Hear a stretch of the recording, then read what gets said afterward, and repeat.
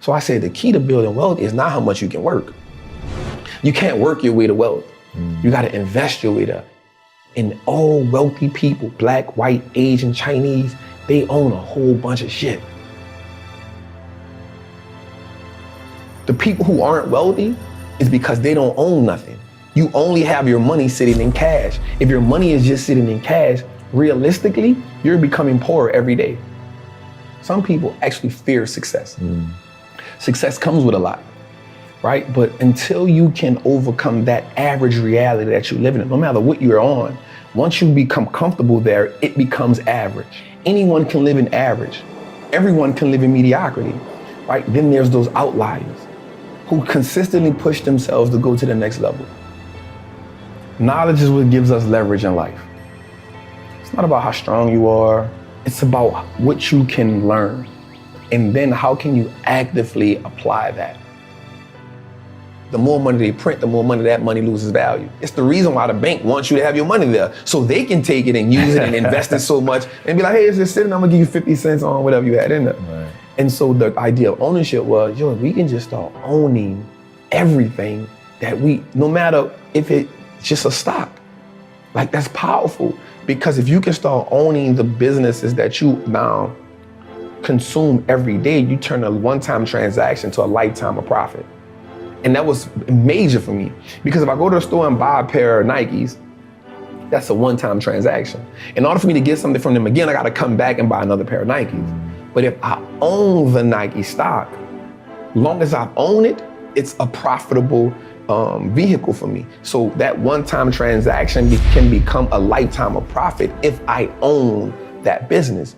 If I'm gonna buy Apple, if I know I'm an Apple user, if I know I got the phone, I got the AirPods, I got the MacBook, I got the PC, I'm excited when Apple's about to drop something, why wouldn't I own it?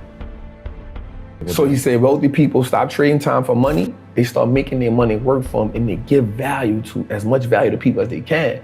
The caveat, we got a little deeper into that. He said, the reason why you give people so much value is because if you give them so much value, they'll never leave you and they'll always be there for you, and you will never need for anything as long as you give value to people.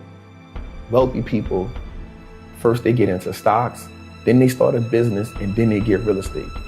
As long as you believe in it, like you said, the only belief that matters is, what do you believe you can do?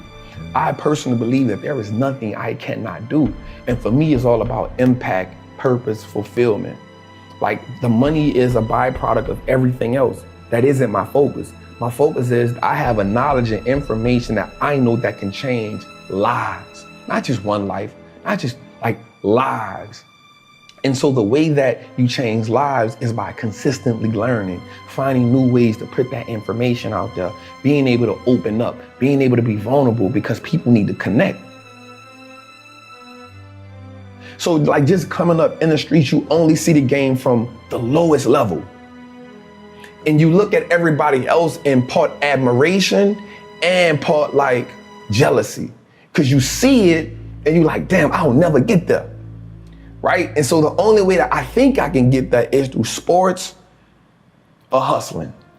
That's it. That's the only, or rapping. Those are the only three options that you have.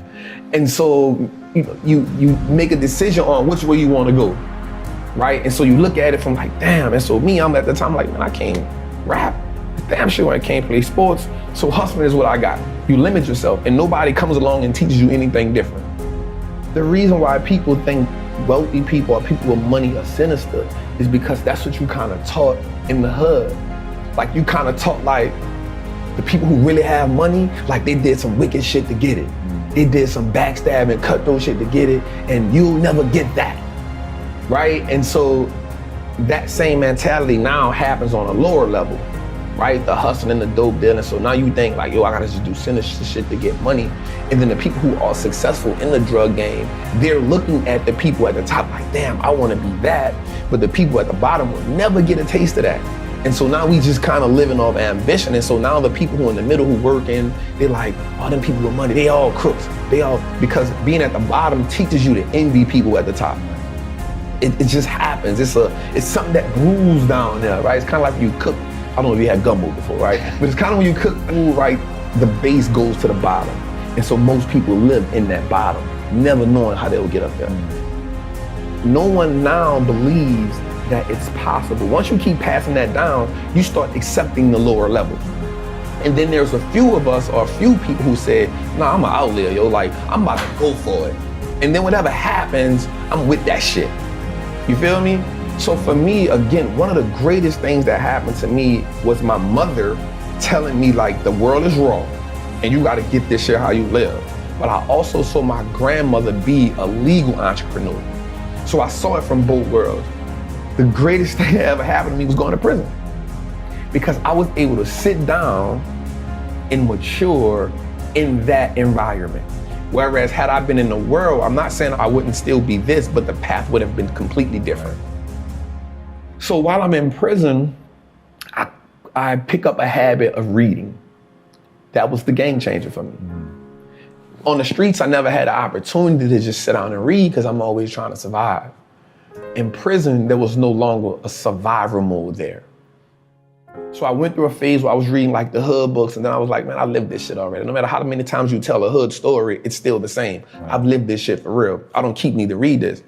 And so I used to get up in the mornings and watch CNBC. So mind you, people in prison, they love to watch The Young and the Restless. And so I would have to get up before them to watch like Squawk Box, Jim Cramer. And I'd be like, damn, these motherfuckers making all this money and they not risking their life. Something gotta change for me. Like something gotta change. And so I just started listening to them every day, and I started comparing it to the streets. A good business is just like a good hustler. A good business has great product. They have great clientele. A great hustler has a great product. He has consistent clientele. A good business on the stock market has what's called a moat, a competitive edge that keeps his competitors away. A good hustler on the streets is gonna have that competitive edge where they be like, nah, yo, I ain't rocking with you. I'm gonna just wait till trap come back, right? So there's the competitive edge.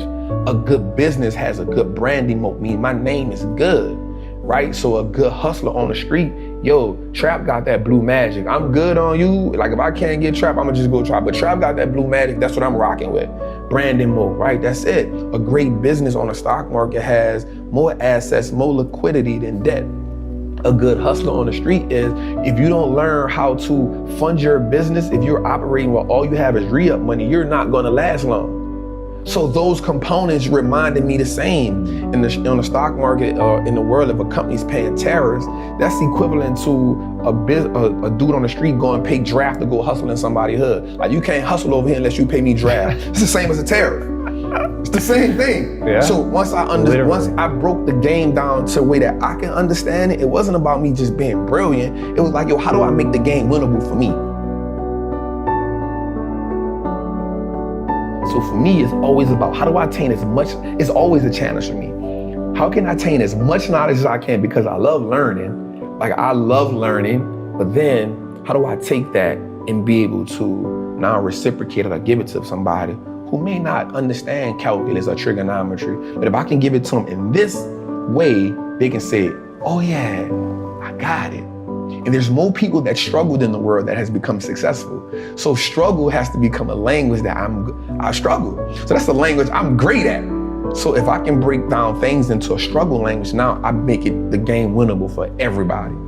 And that's the goal, to make the game winnable for everybody who's bold enough to step into the batting cage. If you bold enough to do that, I was bold enough to jump in a goddamn 152-foot tank with sharks in Dubai. If you're bold enough to do it, there's an experience that comes from that. And that experience is so exhilarating, it will take you to the next level. Because now you keep chasing the next level of you.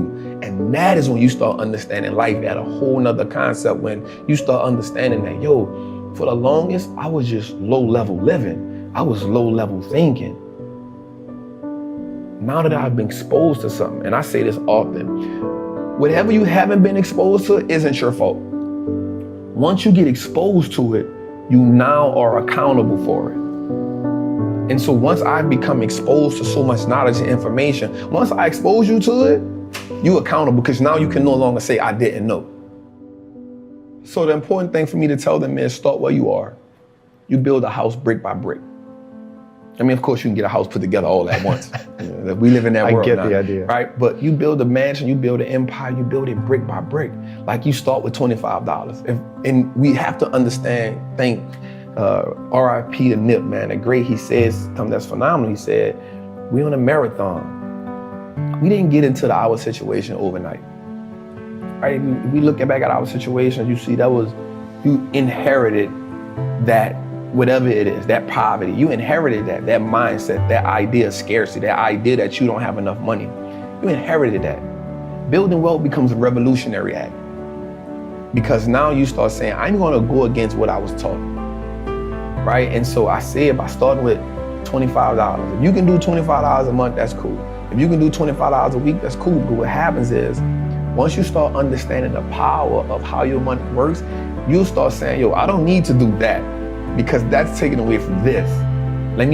That 25 will now become $50. Guaranteed. That 50 will now become 100 because you're gonna start doing more with less. The person who works out and sees that they drop 10 pounds in 2 weeks says, you know what, I'm gonna go a little harder because I know if I can drop 10, I can drop 20. Right? I know if I see one muscle shape up, I know it's possible. The word possible is so powerful. Possible changes the game. Instead of it being impossible, we now say I am possible or I'm possible. That changes the dynamic. So the first mindset is saying, invest in your first stock. It don't have to be a winner. It doesn't have to be a home run. It can be an AT&T stock that costs $26 right now. It may not be the best investment in the world, but you started. Right? And the great thing about anything is you can't be great if you never go to practice. You can't hit 81 if you never get in the gym. So just get in the gym and then find somebody who can teach you. Be dedicated to understand the process. Warren Buffett said he reads 500 pages a day. That lets me know I got a whole lot more reading to do. I'm an Audible book junkie right now because if he's the greatest investor, and if he's reading 500 pages a day, I don't know how he does it, but in my mind, if he's still learning, I got a whole lot of learning to do. If somebody like Monesh Prabrai and Guy Spivey can pay Warren Buffett $1 million to have lunch with him, and these are already great investors who I look up to, if they can pay him $1 million to go have lunch with him, that means they're trying to learn. Their learning has to go to the next level. So if learning is the catalyst to everybody who's wealthy and successful, I can never be sufficient with what I know. And I think that has to happen too. We have to understand the power in learning and being educated, man.